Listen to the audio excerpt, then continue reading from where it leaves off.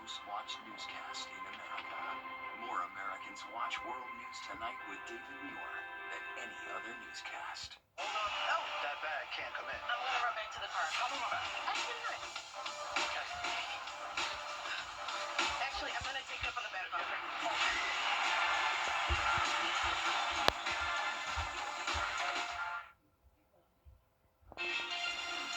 Right now on News Channel 6 and 7, Secretary of State Brad Raffensperger sharing what is on his agenda if he wins the governor's seat in Georgia. We'll have more on his campaign as your news at 7 starts now.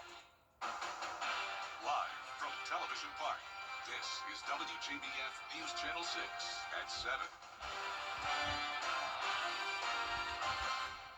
Good evening, everyone. I'm Dee Griffin. Thanks so much for joining us. Coverage you can count on begins with Secretary of State Brad Raffensperger. Time now for a first look at our weather, and Chief Meteorologist Jenna Petracci joins us now for a look outside, and it's gorgeous. Yeah, loving these sunsets, Dee. I mean, the sun is setting earlier and earlier each night. I'm not a fan of that, but at least we have a great view for the 7 o'clock newscast. You're looking at our Terry Lambert Hyundai Skyview Cam in Swedesboro. Our almanac shows that we had near average temperatures today, a low of 53 in Augusta this morning and a high of 82. Notice our record of 91 back in 1985, record high that is, and the record low at the freezing mark in 1988. We're not going to see 30s anytime soon, but we could see some 40s as we go into the latter half of this week, and we'll talk about that in a moment. But low to upper 70s across the area right now, 77 in Augusta, 78 in Sparta. Aiken, you're only at 74 degrees. Dew points are pretty low in the 50s today with dry air coming in. We have this north wind only around 5 to 7 miles per hour at the highest. Clear skies all across the southeast, and you can see for the rest of the evening we're going to keep it clear, 62 by 11 p.m. And looking ahead, notice those 40s in the forecast Friday and Saturday. I'll have a look at how long that will last coming up, and back to you, Dee. All right, thanks so much. We'll see you then. A search is underway for a suspect who murdered a student at Helms College in the parking lot on Monday night. The person who you see on this screen is accused of stabbing 30-year-old Martin Gordon.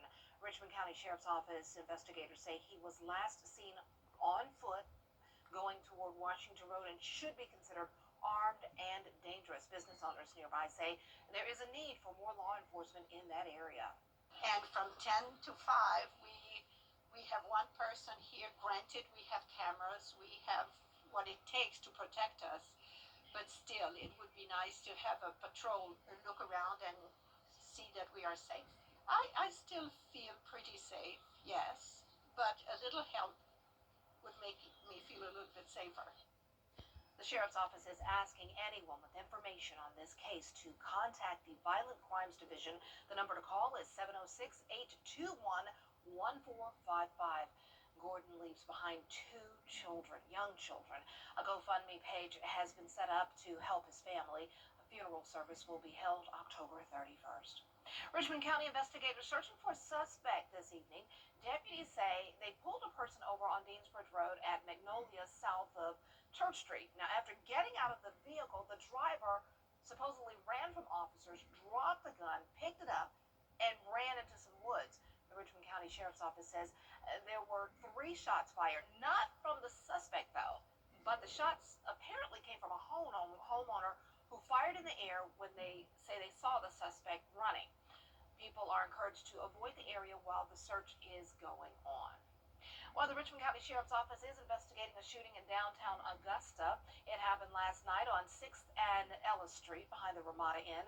The Sheriff's Office investigators say the 2 victims were taken to the hospital. So far, no word on their condition or if any arrests have been made. The proposed 2026 budget in Augusta is coming under fire from Augusta's leaders. The administrator presenting recommendations to balance the 2026 spending plan while making up a $20 million shortfall.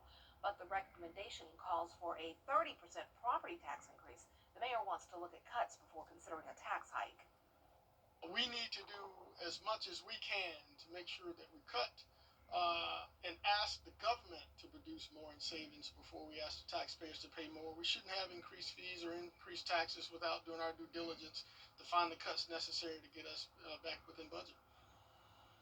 The recommendations also include an increase in the fire tax as well as a 5.5% increase in water rates. The first budget work session will be next week. Edgefield County is rolling out a new way for parents to report school bus concerns or give drivers a shout out. Aiken Bureau Chief Sean Cabbage-Dock has more. So far we've been very pleased with the results. Edgefield County parents now have a faster way to reach the district's transportation department through a new online feedback system. Folks were asked to contact the transportation office, and so then the transportation staff would then look at the incident, and if it needed to be elevated and include some district staff members, then that would happen. School personnel as well. Parents can send praise or report issues from their phone or computer. The rollout follows last month's arrest of a former bus driver for DUI and child endangerment. Officials say the system helps rebuild trust and strengthen accountability. And while our investigation didn't find anything glaring that was overlooked or anything like that, we saw an opportunity to really shorten the lines of communication and make them a little more efficient. Concerns can range from serious issues to simple bus stop disagreements. The system makes sure they're heard and handled within 24 to 48 hours, with multiple staff, including the transportation supervisor and director of administration, alerted at the same time for faster follow-up. Since the system came online on Monday, and so we've had 4 concerns and 3 praises for our bus driver. Parents can access the tool online or via a QR code. Officials say it could expand to other areas. The link is on the district's website. In Edgefield County, I'm Aiken Bureau Chief Sean Cabbage-Dock, WJBF News Channel 6. With Christmas season coming up soon, a local organization continues to partner with the community to provide children with Christmas gifts. The Salvation Army of Augusta opened its applications earlier this month for its Angel Tree program, but the application process closed the same day due to high demand. Now more slots have opened up so more families can apply. So they opened up, and then within that first day, that was filled with 500 applicants. Right now, we're well over 400 with the anticipation of getting to 500. So there is still a little space left, but for those who are looking to apply, they probably want to do that very quickly. Starting in November, people can find these Christmas trees decorated with paper angel tags in malls, the Croc Center, businesses, and Walmarts. Each angel tag contains the name of a child in need along with their clothing sizes and Christmas wish list. Well, this is a special day for Brandon Weil. They're celebrating their 35th anniversary of helping seniors thrive at every stage of life. Brandon Weil is one of the largest life care services communities in the country.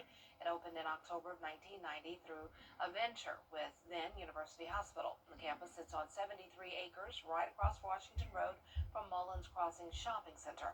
Brandon Weil provides a full continuum of care that gives residents and their families peace of mind. And as your needs change, you would never have to leave the campus. Today we have personal care, memory care, we have a health care center for any types of services you need. Typically our residents will come and live at the community and live there for 10 to 15 years and can experience so many different aspects of life, but most importantly, great wellness component. And that was the first aspect of what Brandon Weil was. And as it evolved, it was one of the first in the state of Georgia that had a full continuum of wellness opportunities. WJBF's News Channel 6's Jenny Montgomery is honored to MC the big 35th anniversary festivities this evening. Well, coming up, the Beaufort County community searching for answers about Sunday's deadly mass shooting. We'll have the latest on the investigation up next. Happy Hump Day, Georgia. And are also confirmed that SLED and the FBI are now involved in the investigation, and he's hoping by next week that they'll possibly have more answers and suspects in custody. A dry cold front is dropping our temperatures all the way down into the upper 40s for the first time in a while. It's going to stay nice and sunny until we get to Sunday. We will have a chance of rain, and we also have an update in the tropics for you. All that information when we return. Get 2 sausage and egg biscuits for $5. Order in the app or head to Bojangles today. It's bow time. Knock, knock. Dodge, Jeep, Ram, Fiat makes buying easy. It is a Viper 6 alert day as we track severe weather. The live Viper 6 weather team is coverage you can count on for the entire CSRA. Now, your most most accurate forecast with WJBF Live 5/6. Welcome back. It's a lovely Wednesday night as we start out with a look at our Terry Lambert Hyundai Skyview cam. Completely clear, but still a gorgeous sunset. The sun officially went down at 6:54 this evening, and we're sitting at 77 degrees. We have a northwest breeze of 7 miles per hour, and dew points are in the upper 50s. Around the area, we're now down to 71 in Sylvania, 73 in Bamberg. Aiken, you're at 74, 75 in McCormick, and still at 78 to the west in Sandersville. But clear skies for everyone tonight, and that's the same story all across the southeast. Really not a lot going on. High pressure is back in control, and we had this dry cold front come through. That is going to drop our temperatures big time by Friday morning and again on Saturday. So we're going to have strong radiational cooling, which is when the skies are clear, the winds are calm, temperatures are able to fall down pretty drastically. So this will be the coldest air we've seen since early May, but it doesn't start tomorrow. So we're going to be right around average for your Thursday morning at 54, and then we're going to only be topping off in the upper 70s. If you're headed over to Evans Town Center Park tomorrow evening with your kiddos, it's going to be a great forecast for the trick-or-treat event. Not too cold. We're going to still be in the mid-60s by 8 p.m., keeping the skies clear. But then notice as we go into Friday morning, that's when we get down to 48 degrees, 49 on Saturday. That's well below our average low of 54, but we're back to 55 on Sunday morning, and that's going to be because of another cold front coming through, increasing our cloud cover, bringing in more moisture, with dew points rising back into the low 60s on Sunday. It's going to be a mostly cloudy day with a 20% chance of rain. We'll take any rain we could get. It has been such a dry month so far, but it's not looking like this rain chance will deliver very much. So you can see on Saturday evening, we're still dry and clear. High pressure is moving out though. We'll have the south wind coming in. There's the cloud cover by Sunday morning, and then this cold front comes marching in, but there's really not much with it, so that's why those rain chances are so low at just 20%. So not much rain from the cold front, also not much rain from the tropics. It's been very quiet there as well. We did have Tropical Storm Lorenzo form a few days ago, but that has now dissipated. Our next named storm will be Melissa. So far, we've had 12 named storms, making this a below average season, but remember the season still goes until November 30th, and for the end of this month, we're actually paying close attention to the Caribbean Sea. This is a common area of development this time of the year, and some of our models are hinting at our next named storm happening in this area. Now it's going to be a question of does it move into the Gulf or does it move into the Western Atlantic, and we'll keep you updated on that and if this even forms at all, but nothing for us to worry about at this time. A lot of the times the strong fall cold fronts keep storms out of our way, and we're going to continue to see sunshine all of next week with temperatures hovering around average. Now back to you, Dee. All right, thanks so much. The Garden City is continuing with its Green Augusta initiative by adding a new fleet of electric buses. A ribbon cutting held today at the Transit's Operations and Maintenance Center. The 5 buses provide cleaner air, lower operating costs, better performance, and improved riding experiences. The deputy director says because of battery life, only 4 routes can be taken at this time. Those are Route 3, East Augusta, Route 5, Washington Road, Route 7, the Augusta Mall, and Route 8, Barton Chapel Road. A battery electric bus is significantly cheaper than its equivalent as a diesel bus. And that's why we are investing in clean energy buses, in particular battery electric bus. We want to save the city funds. We want to save the city money. So, but you have to look over the entire life of the bus, not just at the upfront cost. And I want people to realize that 90% of the cost was borne by the federal government. These buses will begin their routes starting Monday, October 20th. Well, coming up, calls from both sides of the aisle to get the House of Representatives back in session. We'll have those details when we return. It's a trap. Coming up, a new soda trend. We'll have the details on the new sweet drink after the break. Tonight. First, there was dirty soda, a drink that got popular from the show The Secret Lives of Mormon Wives. It was a soda with cream and some kind of flavored syrup. Those have really taken off. But now there's fluffy soda. This one's pretty simple. You take some marshmallow fluff and put it around the sides of the cup, put some ice, and pour your favorite soda, and then you have a fluffy soda. Those look pretty good, Yeah. honestly. I like dirty sodas, the energy drinks at different. I'm not going to sit here and shout out my favorite places because this is not a paid endorsement. but I like getting energy drinks with the flavors in them, so I do Yeah, like that. Yeah, the I dirty was- sodas are so popular They are very nowadays. I was bad. I was going to the gym this morning and I thought about stopping and getting one. And I was like, that's a lot of sugar. And then you Yeah. gotta go to the gym. So I forfeited that and I picked up my bottle of water and Oh, very chugged- nice. I very chugged my nice. bottle of water and got in there and did my weights and did my cardio. And yeah, I'm still going. Yeah, That dirty- drink would have been good though. Oh, I know, but it cannot be good for you. I No, mean, It's a lot of sugar. the soda's already bad enough. Yeah, but add yeah. all that in, especially fluff. Oh man. Well, our forecast is showing some really nice weather. We're going to have lots of sunshine, and temperatures are cooling down. So heavier, not heavy, but heavier That's a jackets good point. needed. Good point. And hoodies and all that good stuff. All right. Yeah. Thanks so much. And thank you for joining us. Our next news is right here on News Channel 6 at 11. Have a good night.